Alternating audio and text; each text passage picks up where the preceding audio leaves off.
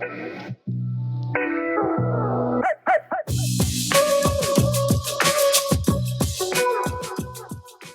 and welcome to the Overland Journal podcast. I am your host, Scott Brady, and today I'm joined by Dr. Bryon Bass. And we're going to talk through the principles of overlanding, the Overlander's Code. Now, this is something that I worked with our editorial team on creating as a complement to other resources like Tread Lightly and Leave No Trace. This is specific to the considerations that we need to have as travelers, primarily when we are adventuring abroad. So we talk about the Overlander's Code. We also talk about anthropology and the things that Bryon Bass has learned in his travels around the world as a modern day explorer, but then also as an archaeologist, leaning into these ancient cultures and the things that remain consistent throughout time for us, not only as travelers, but as humans. So this is a great conversation with Bryon, a longtime friend and a trusted member of the editorial team. So please enjoy my conversation with Dr. Bryon Bass. One of the age-old problems of vehicle-dependent adventure travel is something that you probably don't think about very often. Your insurance. If you put a lot of money into your truck, chances are that those modifications aren't covered by your current insurance provider. That's why we built Shredder. We fill the gap between what your car insurance company thinks your truck is worth and what it's worth to you. You don't have to switch. Your regular insurance insures the stock stuff, and we insure the cool gear. Head to Treader.com to check out our easy 5-minute quote process to see if Treader is the solution for you. Bryon, man, thanks for being back on the podcast with me. Here again. I think this is number 5 or 6 at least. I feel so. And I've always felt like we need to kind of meter you out to the world. I mean, you are the world's most interesting man. So we can't, like if we were to give you all of Bryon at once, I think people would think that we were lying because like you have a pretty amazing life. I'd feel like I would have to be making stuff up too. Well, so you're here in town because you and your partner, Yanina, and your son also is here. And you guys are showing some horses, some Arabian horses at an Arabian horse event in northern Phoenix at Westworld. And you guys just won like a couple things. Yeah, a couple classes, but then they go on to the championship, which is it's actually tomorrow. So, it's always a nail biter when you go to those Arabian horse competitions. It's amazing. I mean, talk a little bit about the Arabian horse farm that you live on, because, like, again, we have to meter you out to the world. Yeah, I mean, it's a very interesting scenario, really. Yanina's mom moved their entire family, which included horses and furniture and everything, from the Black Forest in the mid-1980s. To a farm in Santa Ynez, California. Yeah. And so her first language is German, grew up in Germany, really. Yanina moved when she was 9. Yeah. Her mom put her in a local school in Santa Ynez and their mom sat in the back of the class to make sure that she would be able to get through. Sure. She didn't speak any English. Sure. And so I'm assuming at that age, I didn't learn a foreign language at that time, but maybe a month on, she was able to not only read and write, but already speak in English. And incredible. And so, her mom has a pretty well-known program in the Arabian horse breeding world. One point, she actually bred a straight Egyptian with a Spanish Arabian, straight Egyptian Arabian with a Spanish bred Arabian, and kind of came up with a different look for an Arabian, and they're a very interesting breed. I mean, they were obviously originally bred to be in the desert, to be living in and around Bedouins, to cross vast stretches of desert with no water, probably no food, to be around humans, and it's just a really, really great breed. They're not necessarily the tallest of horses out there, but it's really great. We have a lot of visitors. Ancient breed. Ancient breed, yeah. And it's interesting to go to visit some of the farms that we do. around the world, because many of them are in the original locations. Yeah. And it's just great to connect with people that are from the original cultures that bred those horses. Well, and if you think about a lot of what you do on that farm, these are ancient practices, animal husbandry, working with animals, livestock, horses in this case. You guys you have grapes that you also cultivate for wine. That's You're a correct, vintner. We've talked about you being a vintner in some of the other podcasts. You have your own line of wine, which is also incredible and something that I enjoy testing on a regular basis. It's the part of my overland field testing that I enjoy, is testing Bryon Bass's whatever your latest vintage is. But all of this kind of dovetails into the subject of today is, you're deeply connected in with the past. You are in your profession as an archaeologist and an anthropologist. It's something that you dedicated your academic career to, is learning about the past and learning from the past. And then you still cultivate these incredible things that connect us in with early humans, like horses and raising grapes for wine. These are things that have been around for thousands and thousands and thousands of years. And so that's what I want to talk about today. I want to get into this subject a little bit about why are travelers the way they are? What's some of the clues that we find in anthropology that teach us about how we can be better travelers, maybe why we have anxiety as travelers, things that you've learned in all of your travels around the world and some of the travels that we've done together about how to be a better traveler.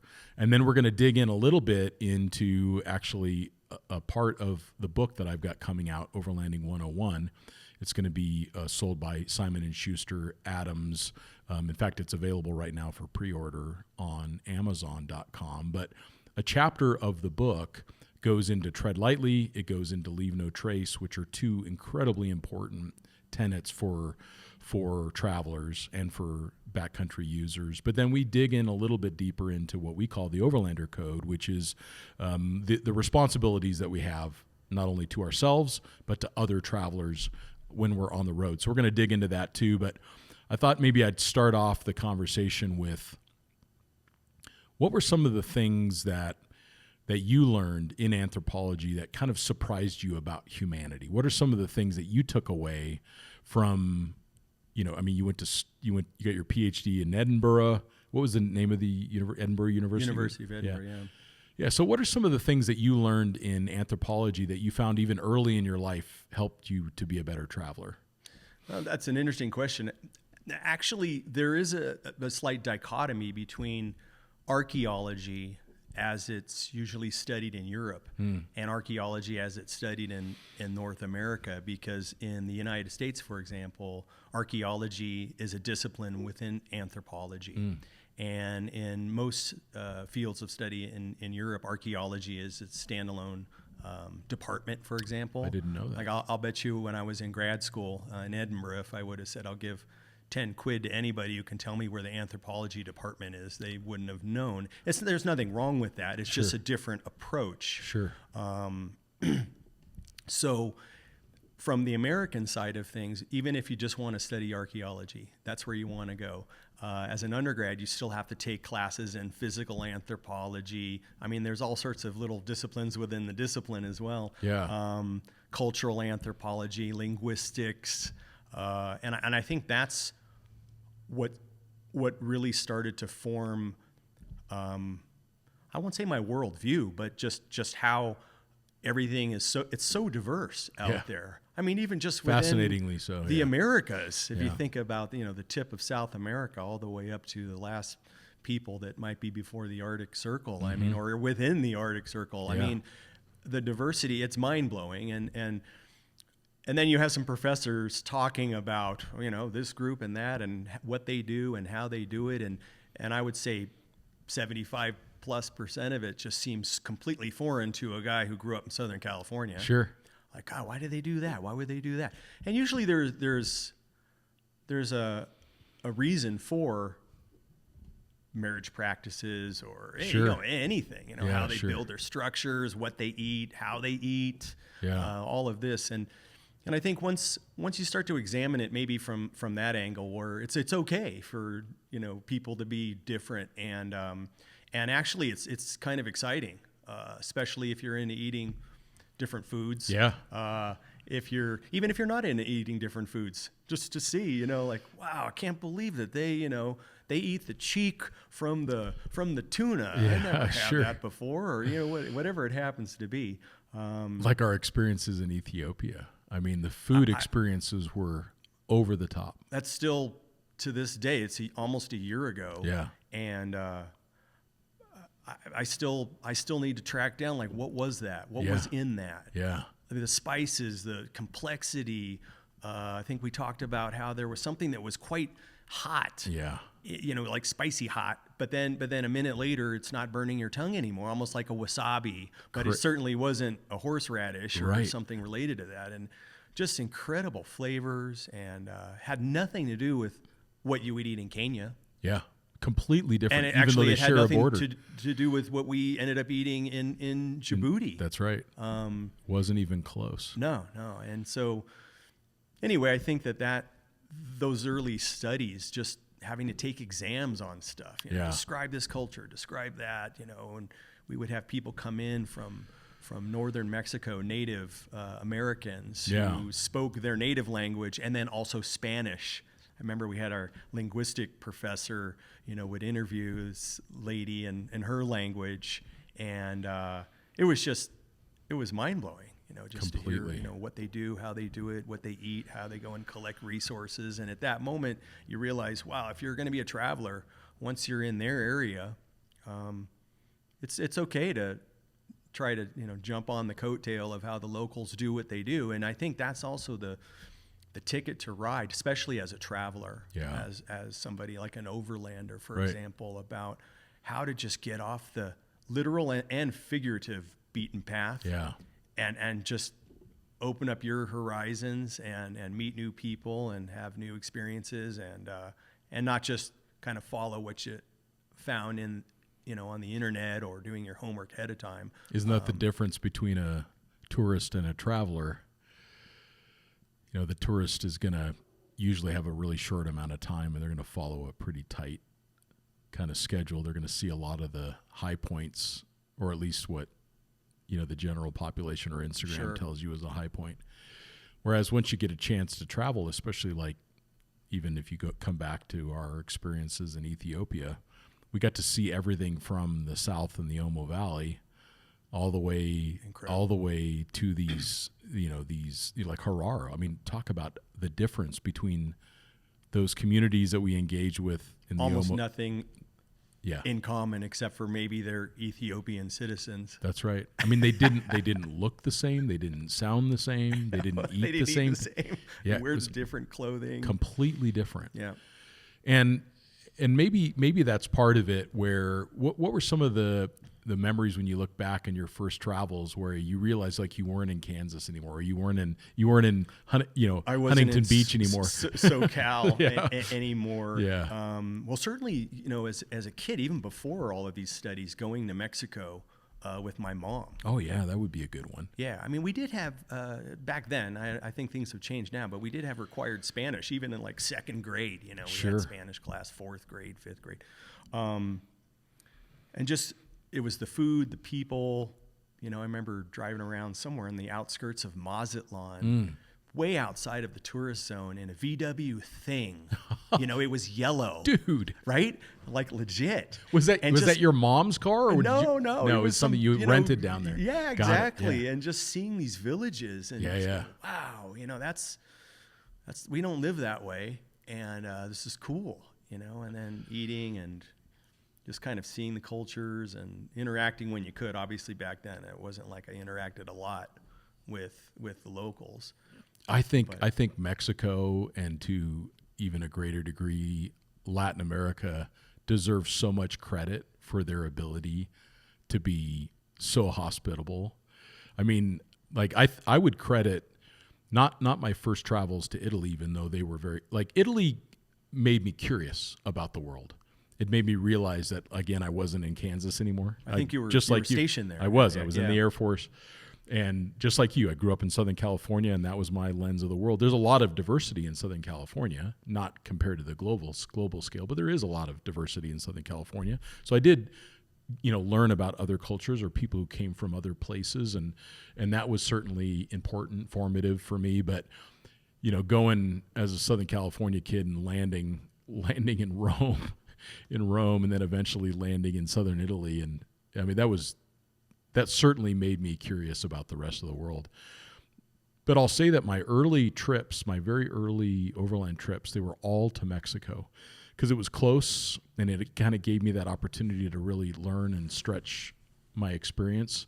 And they were so overwhelmingly positive that it made me realize, like, I want to do this. I want to see how other, people that are different even from people in Mexico, how do they live? How do people in Panama live, or how do people wherever in the world, Mongolia, take your pick. But I think Mexico deserves a lot of credit for like how hospitable and how open they are to travelers. And really it makes a great experience for a lot of people. Sure. And just also the food. Yeah. Again, The diversity of the food. Great food. Great food, great people, family-oriented people. They're proud of their country, and they're stoked that you're there enjoying it too. Yep. So yeah, I've just had nothing but positive experiences with that, which is so sad to see how things are, of course, projected so much different in the media than reality on the ground. I mean, it doesn't mean that there aren't places in Mexico that are unsafe, but there are also places in St. Louis that are unsafe. Sure. So, yeah. And you've talked about that too, Bryon, is like, it's like, don't get too caught up in the micro, like this one small place is having trouble. Like, look at the bigger picture. Yeah, exactly. I think that's always important. I mean, obviously it's easier now than it was 30 years ago. Yeah. Kind of stay up to date through, State Department, even, British Foreign Office kind of, publications, things that are online, areas to avoid or areas to go through, and just have a little bit more situational awareness. Yep. Because you can also have the best experiences in those spots too. I mean, I know there are people that enjoy just going to war zones and things like that for the fact of the threat element, but for other people, you can go through areas that are, let's say, marginal, maybe not controlled by a central government, and have really great experiences running into local people, and it's only as scary as you want to make it. Yeah, true. In many cases, I mean, don't get me wrong. You do have to have an awareness of what's going on around you, and you do have to be cognizant of when, hey, we're out of here, or or we're not going there. Or one that comes to mind for me was when we were stuck at the Djibouti border. I remember feeling really uncomfortable for a period of time. Like I felt like I was at risk. Yeah, I didn't have that feeling. Yeah, actually. and I rarely have it. Yeah, I rarely have that feeling, and I think it was, it was that the war in the Middle East had kicked off. And it just didn't seem like it was very well locked down. Like there was stuff going on in the Gulf of Aden at that time, like literally at that time. I mean, that was a very remote, unique border crossing. Yeah. I mean, we saw anything and everything go on right there. But even then, like within a few hours, the local police force, I think the best way to describe it, took pity upon us. Yeah, for sure. They're like, oh, wow, cool car. What is this thing? They wanted to look in it and check it out. And they're like, there's some paperwork and okay. And then, I don't know, a few hours later, the one law enforcement officer went and got us some water. Yeah, and he was great. And then said, yeah, sure, just sit right here next to the customs table. It was almost like we got to see everything that they took out of people's bags. Pretty much everyone who walked up had to take everything out of their bags. It was pretty interesting. And then we were just part of the scenery. And maybe that's another good example of that one official and I still stay in touch with him a little bit on WhatsApp, but we had a different experience with him because he did work with the UN and had been overseas, and he had been overseas, and he had experience with other cultures, and so he had a broader perspective, and he was, I thought he was really gentle on us overall. Like he was really thoughtful. Of what we were going through, and he had a bigger picture. So I think it all comes back to this idea that I think as human beings, and I'd love for you to expound upon this concept, but as human beings, we haven't operated in modernity for very long. Like we're talking about 100 years that we've been able to communicate in the way that we do now, which is over telegram or telegraph or any other version of technology that's developed since then. So things happened very slowly before that. And human beings didn't really understand the world. I mean, it wasn't until Marco Polo that you really had the first idea or concept of a tourist, which was a affluent young man who basically his family like he just went along. Yeah. Like probably incompetent as a businessman, so his dad basically allowed him to, I'm paraphrasing what I remember the story to be, but basically he was allowed to be a tourist. But that wasn't until what was that, the 1500s? Mm-hmm. Am I right? Yeah. I think I'm right on the date timeline. But that's not that long ago. Not that many generations ago. No, and when you think about it from more of like let's say an archaeological, like prehistory, proto-history, or into, more modern times, let's say written history. So Greco-Roman history, I know there's written history before that, even, let's say Egyptian time. There are books that there are texts that address, foreigners and trading and practices, and it was still, and it still is to this day, unfortunately, seen as us and them. Yes. And is that protective to a degree, do you think? I mean, it seems like it would be a little bit. It would have protective. To be, I think, linked to that original notion of, and resources. Yeah. We have the white cowrie shells, and we want to trade them for the obsidian that we don't have that stone material and they do. And so let's trade with them for that. Yeah. And hey, do you have anything else to trade with us? And so then they're speaking possibly different languages or dialects of a similar language group. And but it's okay. Like, even for somebody who's from Western European lineage, I go to Scandinavian countries and it's like, wow, okay, this is not, I'm not from this, and there's a familiarity, and at the same time, there's also, nuances within that culture, for example, where it's like, wow, okay, we don't do it that way, all right, or I'm not familiar with that. That's great. One of the ones I found the most acute in that regard is Japan.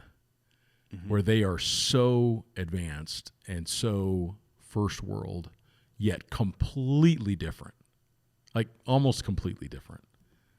Culturally. Yeah. And the nuances. And I love that. Yeah. I love that. I love that they have been able to achieve all of the success of modern standards for a civilization and yet retain so much of their culture and their heritage in the process. That's pretty unique. Is that unique in the world? It's difficult to do. It's easier to do when you live on an island or a group of islands. That makes sense. That's kind of interesting in and of itself. What excuse do the Brits have then? The British have things that are very unique to their island. Yeah. Oh, that's true. That's true. And I think that's maybe what also has allowed, at least culturally, the British to be so prolific. I mean, obviously they did control a big chunk of the world for a very long period of time. Sure. But even today, like there's a lot of appeal, even to a British accent. There's a lot of cultural appeal to that. Yeah, and then anyone who wants to get their way in the United States, for example, if you just speak with a British accent, you'll immediately overcome so true. all of the obstacles you have versus speaking in an American accent. That's so true. That's so true. Maybe we use too many likes. I don't know. Could be, yeah, unless you're using it in the proper sense, right? Yeah, but I find that so neat that can still exist in the world. Whereas, like, I felt this sense of urgency for years of like, I need to go experience some of these cultures that are vanishing. Yeah, they're being homologated Yeah. into Yeah. Western think, which I'm not saying it's bad. It's just that's what's happening. It's like it's a frame of mind. And it could be that we're looking at, we are part of a transition that, you know, we're in it right now, and we're able to recognize, let's say, some nuances of it. But in 100 years, people will point out, you know, that was, you know, in 2025 was sort of the beginning of this or that. Yeah. I just spoke yesterday with an Arabian horse breeder who's from Italy, and she was saying that it's really hard to find people that will work on the farms in any capacity in rural areas of Italy. Nobody wants to be there anymore. They want to be, you know, where it's happening in the big cities. And same thing's happening, for example, off the coast of Croatia on the islands. You know, I mean, people want to be where the action is, and they, you know, on their mobile phone, on their laptop, they see what's happening. They want to be in Split. They don't want to be in but at the same time, you know, originally when a certain fast food chain opened up one of their branches in Split on the Croatian coast, it didn't go over well, probably because if people's grandmas, you know, found out that they had eaten at a fast food place, they'd be in a lot of trouble. I like that. And it's funny, you know, because I grew up in Los Angeles. So when I'm in those locations, it's like, oh, this is great. I mean, look, you guys have 200 olive trees that belong to your family. Can't believe that. You make your own olive oil. Can't believe that's so cool. Yeah. And then you have one of the kids go, yeah, it sucks. I don't want to, you know, when we have the olive harvest, you know, I don't want to be here. It's so backbreaking. And you have these life ways that are they're not on their way out. They're just now becoming a little bit more, I hate to use the word boutique, but it's almost like that's really where it's going. I want to thank all of you that are listening for your support of the Overland Journal podcast. There are times that our listeners reach out and ask for ways that they can support the podcast directly. And the best way to do that, the very best way to do that, is to subscribe to Overland Journal, the print magazine. It can be accessed on our website digitally, and you'll receive a beautiful 130 to 150 page book 5 times a year, which is all of the very best overland adventures that are occurring in the modern day. Historically, we do in-depth evaluations of equipment that's featured as field tested, and also our famous main gear reviews, where we still declare an editor's choice, very detailed pros and cons, very deliberate testing of equipment in the field all the way around the world. So you can subscribe to Overland Journal by going to overlandjournal.com. And for our podcast listeners, just for all of you listening, we actually have a 20% off code, and that code is Overland Podcast. So if you use the code Overland Podcast, you'll get 20% off your next order. Thank you again for all of your support. Yeah, I think when I look at, as travelers, like we should have this desire to learn about people that are different from us. We also need to recognize that we have a responsibility to minimize, like, I think the clearest way to say it is the corruption of a culture. Like, we have to be really careful about how we interact with a culture, especially that has had limited contact, where we're not putting our ideas. That's been done for a very long time, where people come in and it's a fine line too. Force their ideas. So, what are some of your thoughts around that? About how do we be a little gentle around? You know, we live a fast-paced, electronically driven, you know, consumer-driven life. Many of us in America, like, how do we, in the world and the Western world, like, how do we, in your experience, how do we be a little more gentle around how we interact with other cultures? I think the best approach is to jump on their bandwagon when you're in their world. Yeah. to me, that's the adventure. Yeah. I mean, I can't tell you, it probably would have taken me 3 years to do my PhD instead of 4 if I didn't get sidetracked all the time. You know, I was based on this island off the coast of Croatia in this village. At the time maybe had like 4,500 people living. It's the largest village on any of the 1,200 Croatian islands. Wow. And it was so easy to get sidetracked. And obviously I'm into black and white film photography. But they gave me this little office in the museum. And people would come by, oh, hey, we're going fishing today. You want to come out? Sure. Oh, okay. You know, and then it wouldn't be just like, you know, go out at 10 in the morning and come back at 3 in the afternoon. Next thing, you know, we're pulling into some bay where they have a little hut where the grandpa used to, you know, base his fishing operation. And now we're grilling some fish, you know, and hanging out and having some wine, unlabeled bottle of red wine and just experiencing. And then that seemed to happen quite a bit. Yeah. Or even when we were out doing archaeological survey, you know, we try and check in with local farmers, villagers, especially if we started to find some materials, let's say some Roman pottery or something like that. And we'd find a local farmer, hey, you know, we see a lot of this on your terrace wall. Do you have any more of it? You know, this is what we're doing. And yeah. Sure, but you know what? We're just making some fish right now. Come on, and my wife has got, you know, this hard liquor, and you know, and then it's just you go down the rabbit hole. That was pretty much what happened to us in Ethiopia. It was us being plied with food we probably shouldn't eat and drinking like alcohol of unknown origins. Yeah, I think we did it's a lot. Clear though, I think it should be okay. Yeah, but some of it wasn't. Some of it was chewy, as you recall. Yeah. But I think that's the approach that I've like always that. had. You know, I like that. Let it kind of I don't pull you need along. to pull out any wizardry, you know, electronic equipment. And it's best not and to. I don't need to pull out my power bar either. Yeah. You know, if it's a group that snacks on this nut or that berry, or they eat a certain way, I'm cool with it. I mean, you know, still, I don't feel like getting some stomach bug and being laid out for a month and a half. So I do everything within what I know I'm capable of doing. I probably push that limit a little bit more than I should. It's okay. I mean, as long as you know what. Yeah, what I was the down for the repercussion risk. might be. I was down for the risk. Yeah, exactly. And then also if you have stuff to treat it, but and we did, fortunately. it's okay. You know, sometimes the experience outweighs, you know, a little bit of a rumbly gut. Good to have a bottle of Flagyl and Cipro and a couple others, just in case you need it.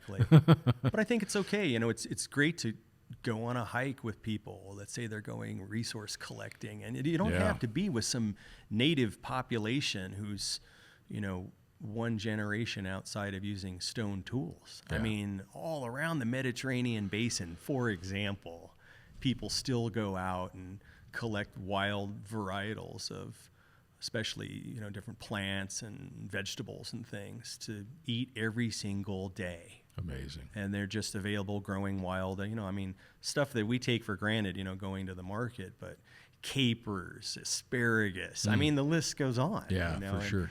And the next thing you know, you see them all in their at lunchtime, you know, being prepared certain ways, you know, or canning things, pickling things, you know, putting it in brine, you know, and they're going to have it 6 months later. And I think that's part of for me, that's part of the rush of, you know, just existing with other cultures and just kind of seeing, even though I know when I go back home, I might not be eating any of that kind of stuff. Yeah. You may never get a chance to do that again. Yeah. One of the things that I've had a couple people ask me after the podcast that we've done with you is, maybe we'll take a couple different approaches towards this, but I think a lot of us that are travelers do have an interest or a fascination in anthropology and archaeology. If someone wants to just become a little bit better informed and maybe learn like what they're looking at, how to properly handle or not handle things, how to maybe even get engaged with some of the practices around archaeology, what are a couple books or resources that you like that you could point people towards to learn a little bit more about that when they're in their when they're in their travels? Well, even maybe before their travels, you know, there's now with online resources, it's it's quite easy to get a serious background, even from different sources, about a location, the geography, the cultures, the food, the history that you should expect to see, let's say above ground. Yeah, sure. The history that you might be able to see on the ground, the history that's been found below the surface, meaning excavations or maybe or even in the water, natural phenomena and in the water. And a lot of that's available online. And, in most places on our fine planet, most countries, and there are quite a few of them, you're not really allowed to go out and start picking stuff up. Yeah, I know that's right. it's going to bother a lot of people. Just is what it is. And so it's their history. Yeah, it's not only their history, but when you take things out of context and then it's on your mantelpiece at home, it doesn't mean it's only maybe your memory. Yeah, but it doesn't help anybody. I mean, I leave, as you know, mostly I have like bric-a-brac. Yeah. I don't have any kind of, let's say, artifact per se around my office or in the house, family stuff. I've noticed that, but, and it's not because I'm not supposed to. I am not supposed to as a professional archaeologist, but it's fairly useless. Yeah. I mean, like when I teach classes for kids about stone tool technology, it's fine to have like a replica of let's say some flint axe or some arrowheads or something like that. It's the learning perspective.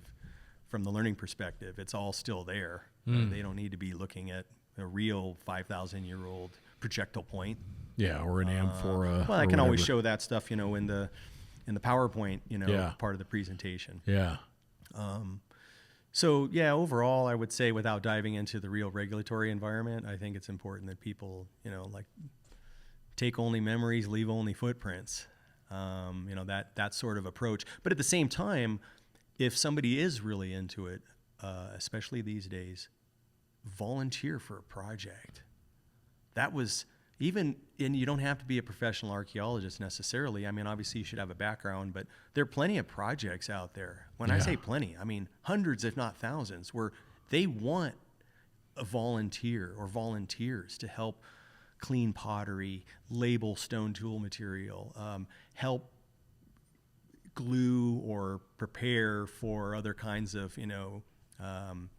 preservation or conservation, pottery, or rifle through people's field notes at the end of the day and make sure everything's in order. I mean, there's so many different angles to it. Amazing. I mean, everything from stuff in Egypt to just people like me who, are mostly focused on the consulting side of archaeology, where we go out and dig in locations, mostly in like the SoCal greater area. There's a lot of stuff to be seen, a lot of stuff to be experienced. Yeah. But especially these days, you can volunteer, and there's plenty of avenues online for that to find out. They're going to want to make sure that you're okay being in another culture. You'll probably have to pay your own way. Mm-hmm. Usually it's you pay your way. It's like a round trip and bring, what we used to call beer money. And that's about it. I mean, a lot of projects, they'll have like a dig house all set up and everyone gets a bunk, and then there you go. Maybe get a meal or two during the day. Get a meal or two during the day. Get a day or two off a week. Yeah. Yeah. I mean, I rode that wave for a long time, and it was great just to experience other archaeology, and not to show up with any expertise necessarily. It's just like, put me to work. What do you need me to do? Yeah. Swing the pick and the shovel. Fine. Do the stuff that's not the finesse work. I'm okay with that. Yeah, totally. Clean off pottery and sit there and label stuff with special pens. Okay, too. Whatever. Yeah, sign me up. Yeah. It's funny. One of the other questions that I got, this was months and months ago, to ask you was, I mean, when people think of archaeology, they, culturally, or at least in the West, like we think of Indiana Jones. We think of the fedora and the whip. So, they think about, the boulder coming down through the causeway, and you're dodging the poisonous arrows that somehow remained under tension for 1,500 years or whatever. But you've got to have had some experience that was close to that in all of your archaeology. Do you have a story for us? I probably have quite a few stories. I mean, I'm kind of following. Did you ever step on a stone and it went click? Right. No, I mean, when anytime you're handling, you're discovering artifacts, especially artifacts where another human built it, made it, interacted with it, used it, and it might have been 500 years ago, it might have been 5,000 years ago. I mean, that blows my mind. Yeah, still, I bet. Yeah. I mean, for example, I think when we found that Acheulean hand axe, on kind of the greater margins of the Lake Turkana area and western Kenya. I mean, that was, whoa. Mind-blowing. Yeah, for me. And not just because and that would have been tens of thousands years old? Oh, no, much more than that. Wow. No, I mean, it's hard, because there was quite a range. It's kind of like saying, everyone's has a screwdriver, and back then that was sort of like your screwdriver, that maybe had the Phillips head and the cross, that was used for So it all could have sorts been of 100,000 years old. Oh, no, it could be closer to 1 million. Unbelievable. Yeah. So, that's always, I think, something that I'm still just amazed by. Yeah. And frequently it's something that I know that I can't make on my own. Right. Doesn't matter how cool I think I am, napping some flint or whatever. Right. You see some of these tools and the precision of some of them, like the care that went into something like that. It mattered. Yeah, it really mattered. did. It wasn't just, some hobbyist who had it as a lab class, for Archaeology 301 at university or something like that. It mattered. Like that's how you were going to maybe take an animal or dress the animal or dig out some roots or tubers, for your evening meals for the next week and a half or something. It wasn't just sort of a passing thing. Yeah. But I think in my own experiences, I kind of talked about this, might have been about 2 years ago at one of the Northwest Overland rallies was, not only driving vehicles in weird places, but having toilet issues in weird places. Those are the memories that pop out, not like poisonous arrows and things like this, but just trying to figure out, bug. Okay, now what am I going to do? Like there's no pharmacy down at the end of the corner. That's right. I always talk about, things like that. I try and have the best view of it because it'll happen. Obviously, you come from one place with one kind of food, one kind of water source. Yep. And then you go to another location, and you know how it is. Sometimes you're in eyeball deep right off the bat. Oh yeah. The same day that you land That's somewhere, right. you're already, hey, we'll That's take right. you to lunch, and you fly literally from Los Angeles to connect somewhere, and then you're in Windhoek, Namibia, and then they're taking you out to lunch the same day, and you're like, wow, okay, here we go. Here we go. Yeah. So not so many dodging. I've had things poison darts, but no, I've had great experiences on my BMW, the R100 GS. That I kind of converted to a Paris-Dakar configuration that I probably wouldn't have had if I would have been, let's say, driving a vehicle like 110 or some Land Cruiser or something like that. Just because of what happens when you're on a motorcycle. Oh yeah. Like getting pulled over by police that just wanted to chat. Yeah. Or, I see you have a California plate, but you're in Bosnia, right? Like things like that. Where it's just, sure. Cool, okay, just seeing where things go. And I love that. One time it's really the only time I don't like to talk about crashing motorcycles, but I did have to lay my bike down once on a rainy road in the Slovene Alps, and I was going, I don't know, 20, 25 kilometers per hour. It wasn't really, but I had all my saddlebags and everything was on it. And it was right in front of this farmhouse. And so I picked up the bike, I was like, oh, what a bummer. There was a car that had slammed on the brakes right in front of me. Sure. Of course, that car had long since gone. So I get the bike up, put it on the center stand. I'm on the side of the road. There's nobody. A beautiful location. And this farmer comes out and asks me if I'm okay, and I don't speak Slovene language, but Sure. I speak Serbo-Croatian, and they're close enough. Turned out the guy spoke German too.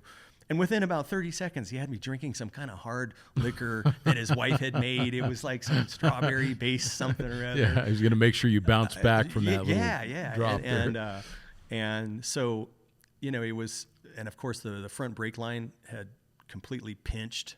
And so I had no front brake with the bike fully loaded and a drum rear brake. And I had to get all the way down. And it was wet. And I had to get all the way down to the ferry in Rijeka in Croatia. Sure. So I wasn't even in Croatia yet at the time.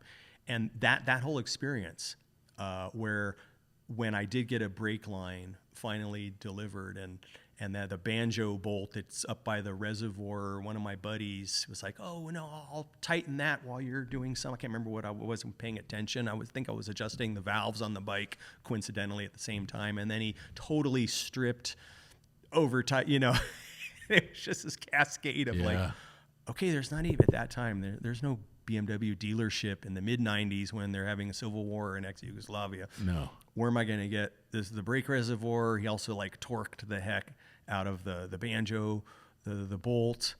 So I ended up taking the bolt to a shipyard, in the village, and they said, "Okay, we'll replicate it. It'll be in brass."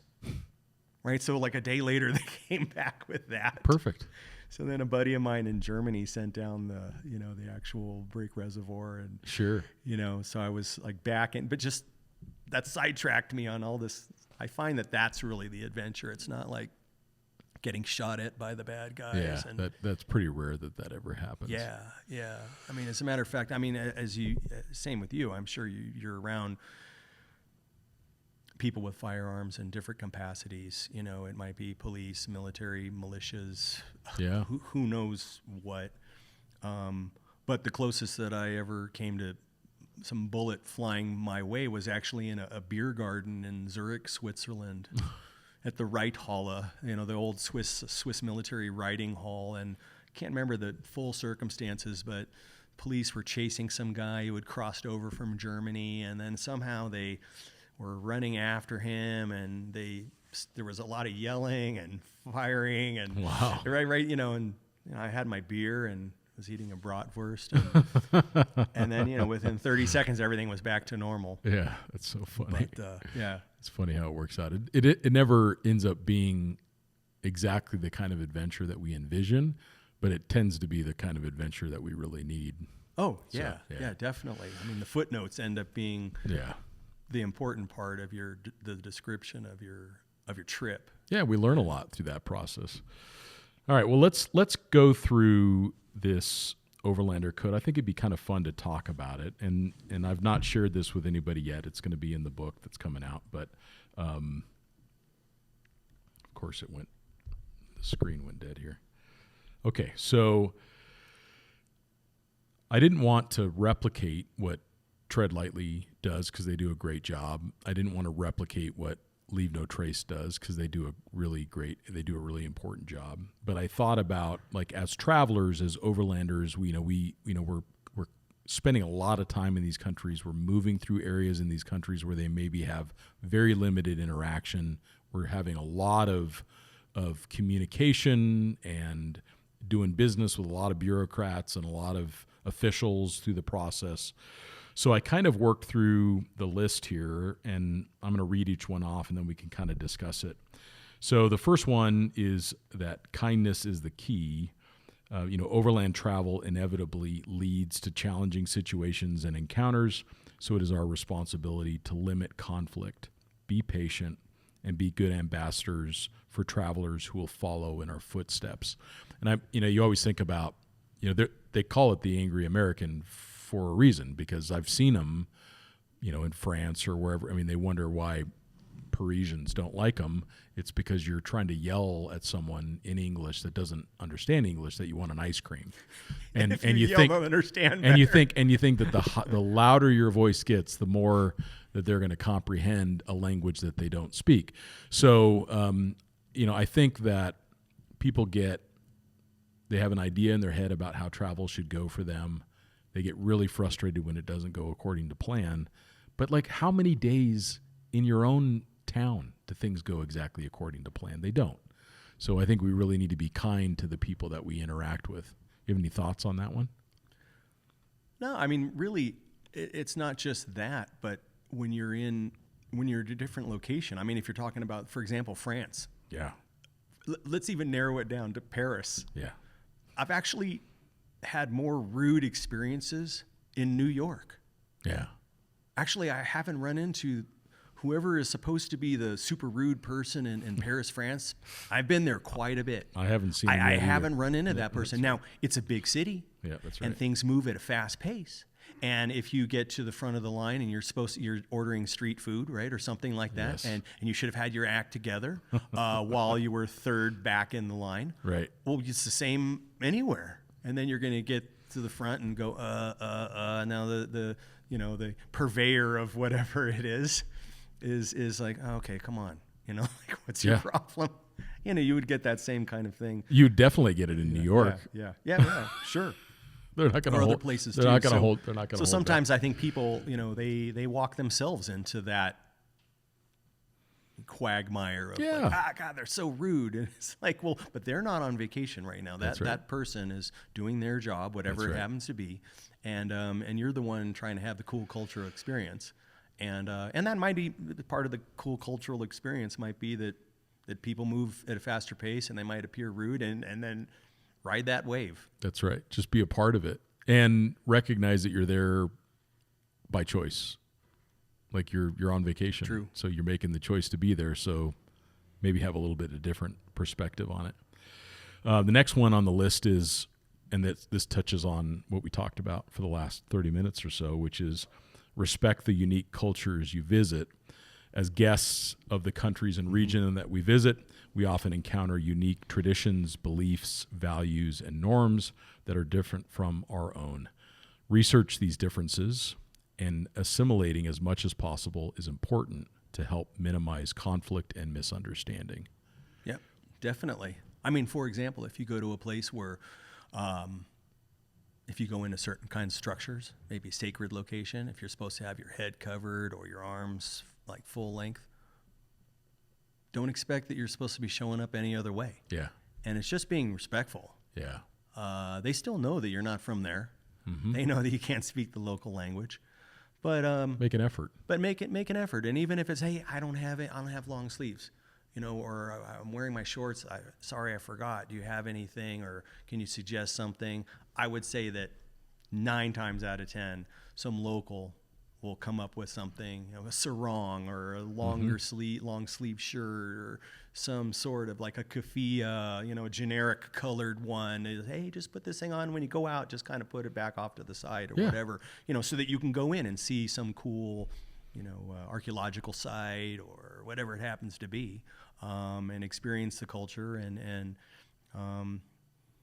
I mean, it's a given that you shouldn't be rude. I don't want rude people, showing up into my town either. No, or coming to your farm or whatever. Right. And I that's where that research ahead of time is so important. Like if you're going to a country where it's considered disrespectful to be wearing shorts, don't wear shorts. Yeah. Like just don't do it. Yeah, and if it's just like you're not entitled to it. Don't expect to have respect. Yeah.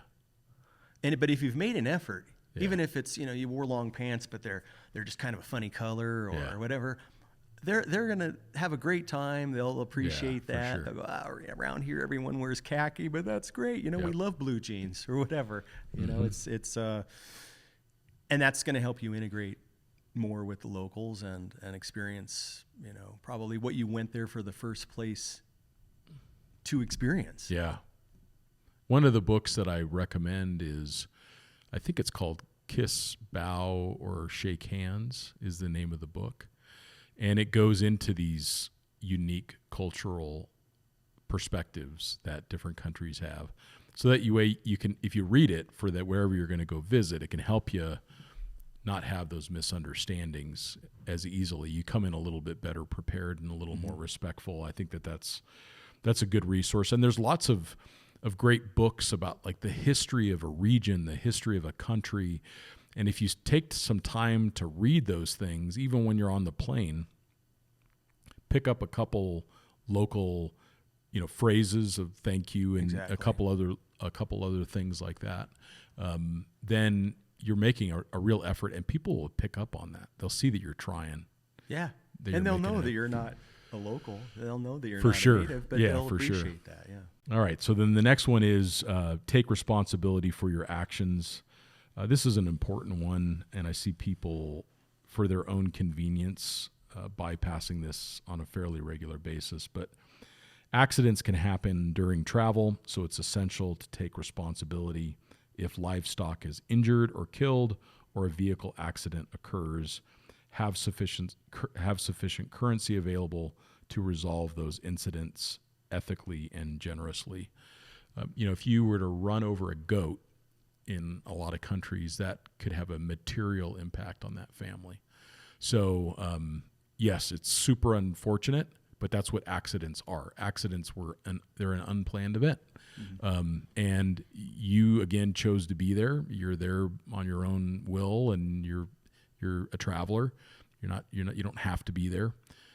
So if you take out somebody's livestock, like, you have a responsibility to stop and find out who that goat who owns the goat, and how to fairly compensate them in their local currency, so that those families aren't adversely affected. And you want to be generous. You don't want to be excessive in your compensation, because then that creates a challenge for future travelers that may be coming through there, where maybe they're even looking for the opportunity for you to hit a goat. But you just find out how much the goat's worth, and maybe ask a couple people, and then make sure you compensate that family if you can. I mean, I think that would be a given, even if somebody happened to be in your neighborhood. Yeah. Not so much maybe with a goat, but not to run over your cat and just take off or something like that. Yeah, it's considered pretty poor but like form. you were saying, in cultures where there's an important value to it, monetary and otherwise. Yeah. For livelihood, it would be important to compensate. Yeah, you get in an accident, you damage someone's vehicle. That could be the vehicle that the entire family uses. Could be, a vehicle that transports really important goods in and out of a village.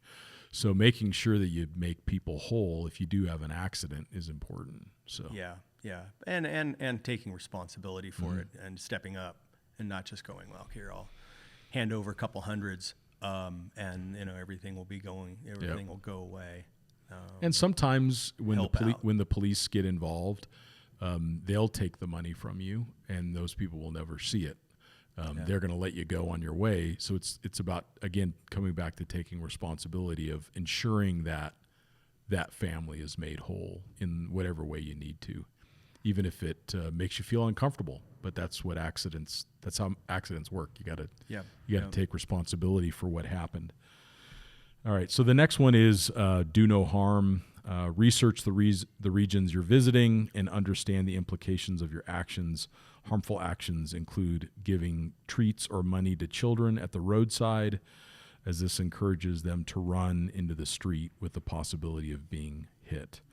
Avoid driving on remote tracks in heavy rains to limit trail damage, and dispose of all waste properly. Travel as a solo vehicle or in small groups to minimize campsite damage and impact on local infrastructure. There's some things that come to mind as examples around this. This is particularly true of the heavy expedition vehicles. The number of bridges that have been damaged, and these are maybe bridges that have been around for a very long time. It's the only efficient way for people to get goods and services in and out of local villages is over these bridges. So making sure that if you don't know what the rating of the bridge is, take some responsibility and find another way. If it's clear that you're going to be straining that really important causeway of goods in and out of a community, because there's some pretty impactful images that show unimogs and stuff like that have broken through bridges, and they're now it's completely blocked, and now like the village is trying to get you out, and it's trying to get tractors, and it's trying to repair the bridge, and the things like that can have a pretty significant impact. You can always tell when tourists are giving things to kids from the roadside, because they're going to just run out. Whereas remember when you and I were going through southern Uganda, on our trip in 2016, those kids never ran out to the road. They stood on the side of the road and waved or made gestures at us or, whatever, laughing or running along, but up and away. They weren't. Whereas if you are in a more of a touristy area, they will run right up to the side of the vehicle because they've been taught by other travelers that came before that if you do that, you might get a treat. You might get a candy or a pencil or whatever. The chicle kind of thing. Exactly. Used to be in Mexico. Yeah. So if you want to give things to children, find a local school, contact that school, or even if you're just serendipitously in a town, find out where the school is. Most likely there's going to be someone that speaks English. Ask the headmaster, what can we do to support your little community here? If you want to give a soccer ball, you can give it to the kids, again, away from the road in the context that's appropriate. Soccer ball is a great one, I think. You just don't want to be doing that right at the roadside. Yeah, and also don't want to be handing out size 8 cleats, where not every kid's going to get a pair that fits. That's right. Yeah, something that's a little more universal for sure. Hi, Scott here. I just wanted to take a minute to talk a little bit about expeditionportal.com. Expeditionportal.com is our website, and it's also our community forum. We are celebrating 20 years of expeditionportal.com this year in 2025, and there are nearly 300,000 members on the community forum that talk about incredibly diverse topics all around the world. Unique vehicles, things like Land Cruisers and Land Rovers, and what to do at the border with Ethiopia and Africa, all the way to some of the favorite campsites and adventure stories from the community. We also have the homepage, which is filled with nearly 6,000 articles that are all available to you for free right there on expeditionportal.com. We have 2 to 5 articles per day that go up on the website that written by our very experienced staff, which includes global travelers like Graham Bell and Ashley Giordano. I have many articles on there and many contributors like Dan Grech and others from around the world. So please take a minute and check out expeditionportal.com. It's a great way to support the podcast and to connect with the community. The next one is, and this is one that you push back on, and I love that. So we're going to talk about it in a little bit more detail, but avoid paying bribes.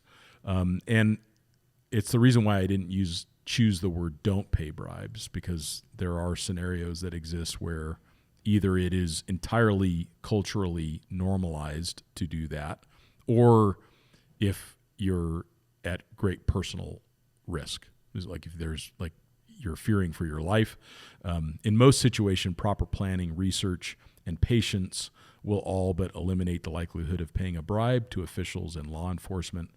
There are exceptions, such as when a bribe is paid unknowingly, or if personal safety is threatened. Paying bribes increases the likelihood of pressure for similar kickbacks from locals and future travelers. So let's talk a little bit about what was some of your perspective on that. I thought that was really helpful. It is a slippery slope. I know we had an article on it a few years back in the journal, and I think it comes down to the context. That's what it comes down to. Yeah. If you're flat out, I'm never going to pay a bribe, but it's your Western perspective of a bribe. Yeah. You might be at a border crossing where somebody's expecting a $10 bill because everyone has done that. Yeah. Everyone, not just the Western traveler. So, it's hard to put your finger on whether it's the norm or not. But like you said, there are a lot of cultures where, for example, the concept of bakshish, which is payment for an incidental service. You can define incidental however you want. I mean, people like to say it's like for a waiter in a country where maybe tipping isn't normally done. Or a concierge that helps you solve a problem. Service was great. Or you said, hey, I want to wash my motorcycle. I've been riding it across the Democratic Republic of Congo for 3 months, and I want to wash it. And then they, the hotel staff or where you're staying, they show up with a hose and a bucket and they're helping you out. I mean, like, obviously it depends on what. If you're handing over money and then there's another outcome that follows from that, That's where I think you kind of get into the gray area of a bribe. But I think, your definition is the starting point for everyone's approach, and just be aware that you might be in a location where, you need to make a payment, and that's just how it is. Yeah. It happens. It happens. And for people to be in some kind of moral denial based on their own standards and norms from their country, that might not be the case, when you're traveling in another location. I'm not condoning flat out bribing everybody, but there probably will be instances where you pay for something but there's no receipt. Yeah. I bet. And you also, along the gray area part of it, for example, you might enter a national park where they say it's 20, the equivalent of $20 US, and then there you go. But meanwhile, they have a kama aina rate, for the locals that want to come in, which is $5. Yeah. So, you just entered the park, you paid more than you're supposed to. Maybe they let you move to the front of the line because they want tourists to be happy and experience their national park and their wildlife. And sure. And actually, you could say that unknowingly you might have bribed or not. Maybe the person who took your 20, gives half of it to the guy pushes down on the gate. Yep. Or something like that, just to kind of expedite everybody. Yeah, I think where it's a problem is you get pulled over, you're doing 30 kilometers an hour over the speed limit, and you just want to get out of the inconvenience of having that's different. to handle the ticket properly. Like, that's an example of where you really want to be careful about doing that. Like, it's going to cost you more than you think it does, because you're never going to forget the fact that you didn't handle the situation properly. You didn't take responsibility for speeding. You just paid off the police officer. Now, if you weren't speeding and he's trying to shake you down, that's different.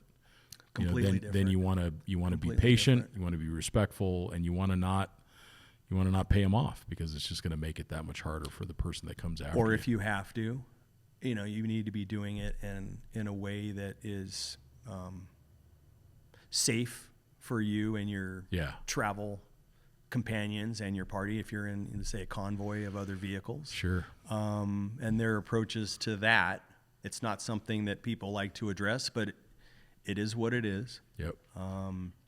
And sometimes you need to pay attention to those details. I mean, for example, pulling out a whole wad of Ben Franklin's or €100 notes and going, how much did you say you wanted? I mean, that's, right. Yeah, exactly. It's not really. Make it a little easier on yourself. Yeah. Yeah.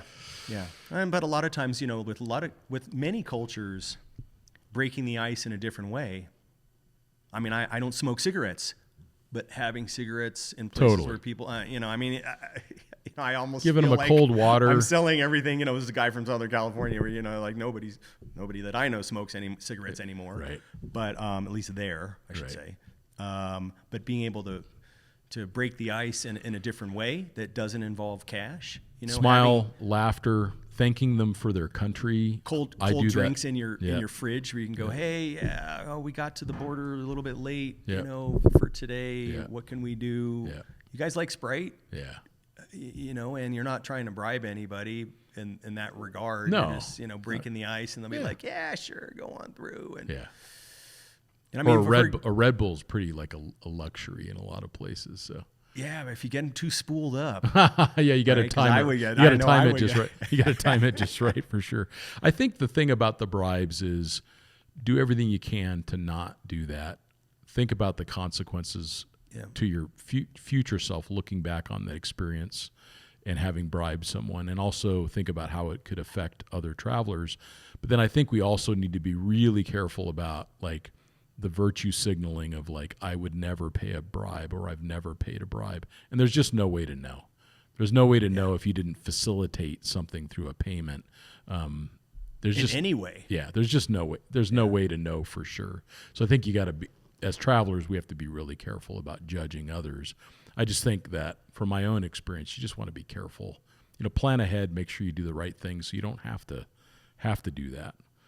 Well, I mean, on that note, I know that we've talked about this, but when we were detained at the Djiboutian border, There was no bribing. I mean, No. it came down to a bureaucracy that wasn't set up to have an Ineos Grenadier Yeah. crossing its border into its country. I mean, they never even seen that vehicle before. That's right. Maybe if it was a Land Cruiser, we would have been on our way in 15 minutes. And it was also during Ramadan. Yep.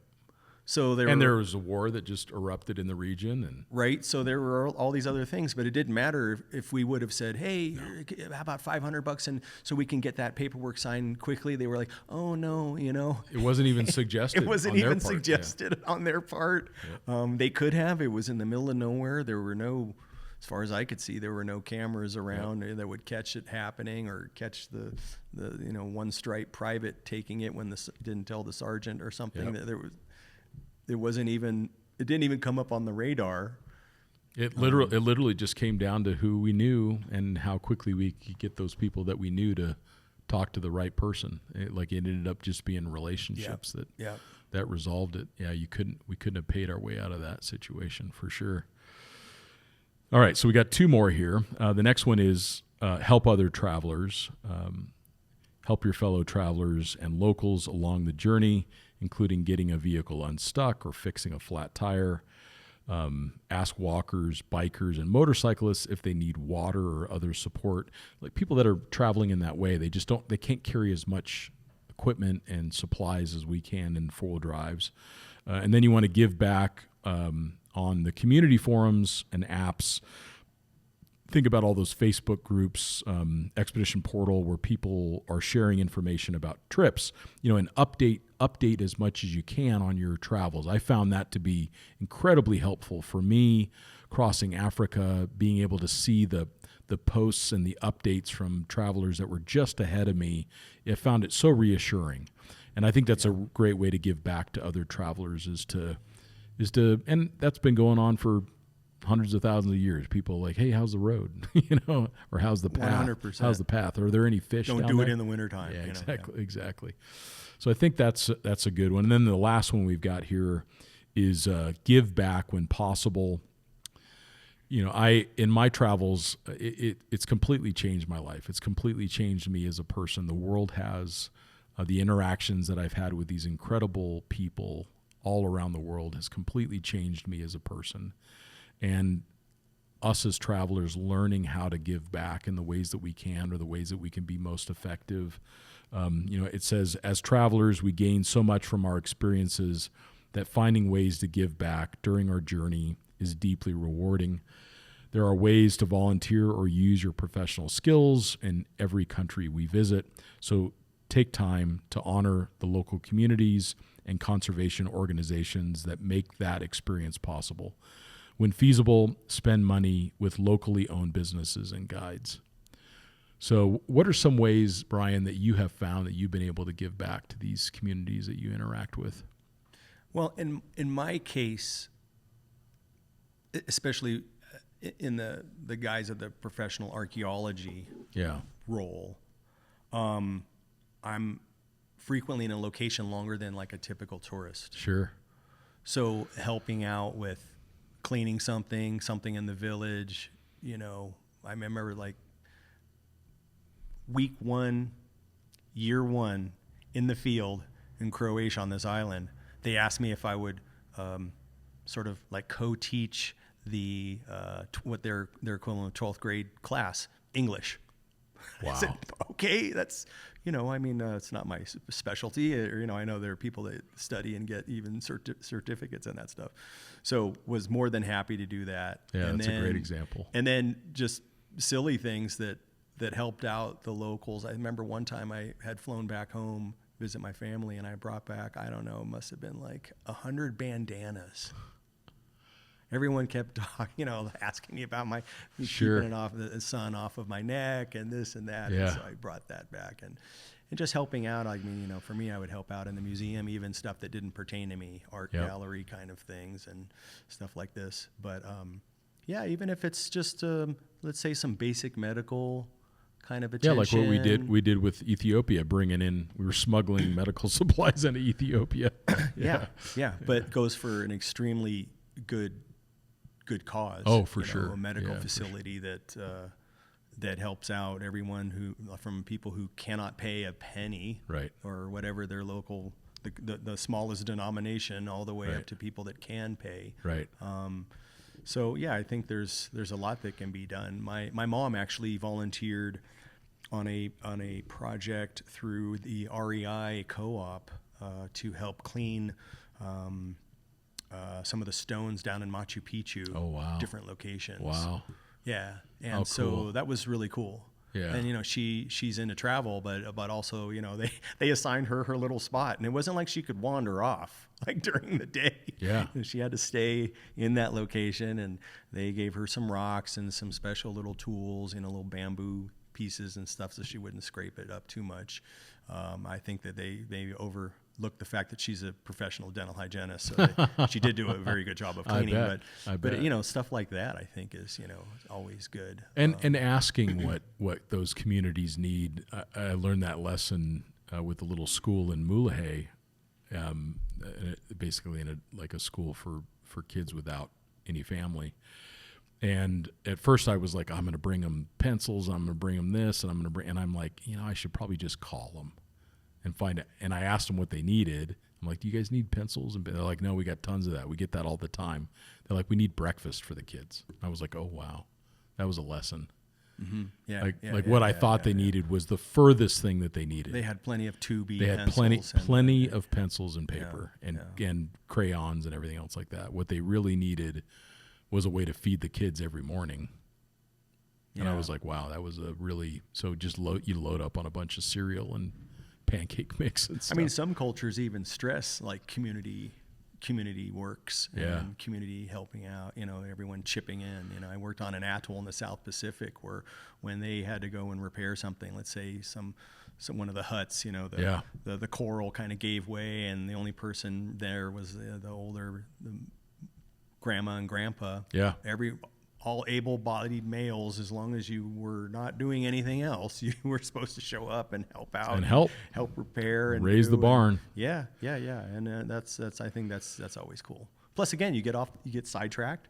Yeah. And you end up experiencing something that you probably would never. It was not written up in the tourist guide. Yeah. And then you just have this experience that just you'll never forget. Yeah. Yeah, you'll never forget it. Well, this was a really fun conversation. Somehow we managed to go over an hour and a half on that. So. Even with interruptions and everything. Yeah, that's right. That's pretty impressive. But, it's always a joy to have you on the podcast, Bryon. I so cherish our travels together. I've learned so much from you through the years. And in all the ways that we just talked about, you've added so many amazing experiences and memories to my life. So thanks for sharing some of that on the podcast today. Thanks for having me again. And, I think that, the points that we talked about are relevant. There's always a different aspect to everything. Yep. But I think overall, people will do good in this world if they have open mind and work with other cultures. I agree. And things happen. And maybe good you or happen. your kids have an interest in archaeology. There's lots of resources for you to do that. There's a profession that can still be had within the space, and it's something that they can't replace with AI is digging up cool stuff. Right. So, and even if I had to do it again, my friends who are exploration geologists, they're the cool ones. But we'll talk about that at a maybe we'll different make time. that for another episode. Well, thanks for being on the podcast, Thank you, Bryon. Scott. And we thank you all for listening, and we'll talk to you next time.